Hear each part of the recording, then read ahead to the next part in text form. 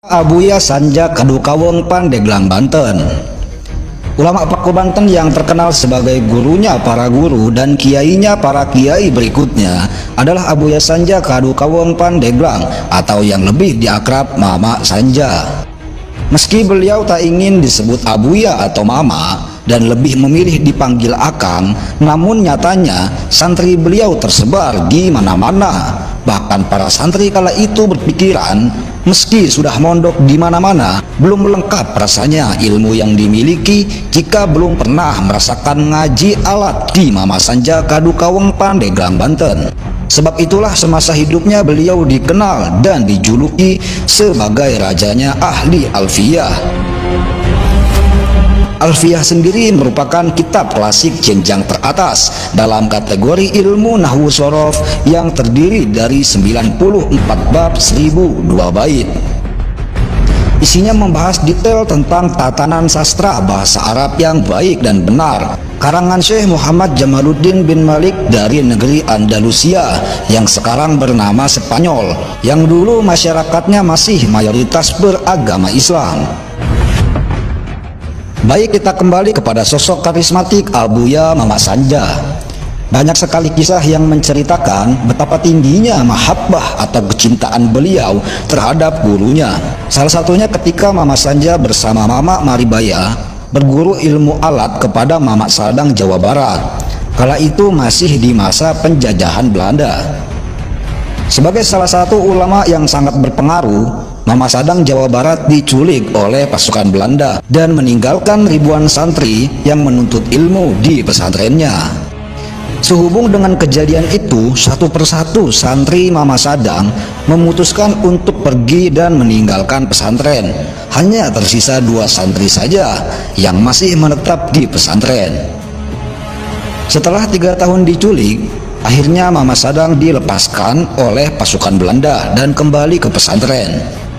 Melihat suasana pesantren yang sangat sepi, lalu beliau bertanya pada istrinya, "Ini santri pada kemana? Kok sepi sekali?" Istrinya menjawab, "Semuanya sudah pergi dari pesantren, tinggal sisa 2 orang saja yang selama 3 tahun ini mereka selalu mencangkul dan mengurusi kebun setiap harinya." Karena penasaran, Mama Sadang pun menemui kedua santri itu dan berkata pada mereka, "Untuk apa kalian berdua masih ada di sini? Sekarang kalian pulang ke kampung kalian masing-masing dan amalkan ilmu yang telah kalian pelajari."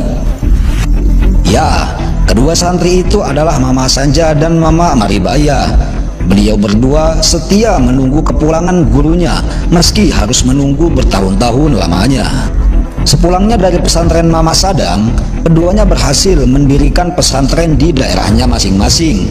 Ternyata kedua pesantren itu mampu memperoleh ribuan santri karena terkenal dengan ilmu alatnya.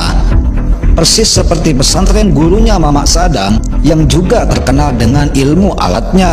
Sungguh menakjubkan. Seorang ulama yang dijuluki sebagai rajanya Alfiyah ini terkenal memiliki kekayaan yang sangat berlimpah. Sawahnya membentang dari ujung ke ujung. Saking luas dan banyak sawah kepunyaannya, sampai-sampai beliau tidak diperkenankan lagi membeli sawah oleh pemerintah atas nama beliau, sebab sawahnya telah berjumlah ratusan hektar. Meski dikenal dengan harta yang sangat berlimpah, namun hidupnya sangat sederhana. Di sela-sela waktu kosongnya mengajar, beliau selalu menyempatkan diri untuk mencangkul di sawah. Satu kisah yang sangat luar biasa terkait Mama Sanja dengan Mbah Dim. Beberapa waktu sebelum Mama Sanja wafat, Mbah Dim mengutus santri-santrinya untuk mengaji di pesantren Mama Sanja hingga batas waktu yang telah ditentukan oleh Mbah Dim. Setelah beberapa waktu santri-santri utusan itu mengaji di Mama Sanja, Mbah Dim pun memerintahkan mereka untuk kembali ke Cidahu karena dirasa sudah cukup. Percaya atau tidak percaya, tak lama setelah peristiwa itu, ternyata Abuya Mama Sanja dipanggil oleh Allah Subhanahu wa Ta'ala. Beliau wafat pada usia 82 tahun, tepatnya pada hari Minggu 11 Mei tahun 1999.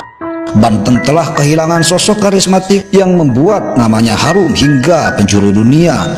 Sosok ulama yang dijuluki rajanya para ahli alfiyah pada masanya.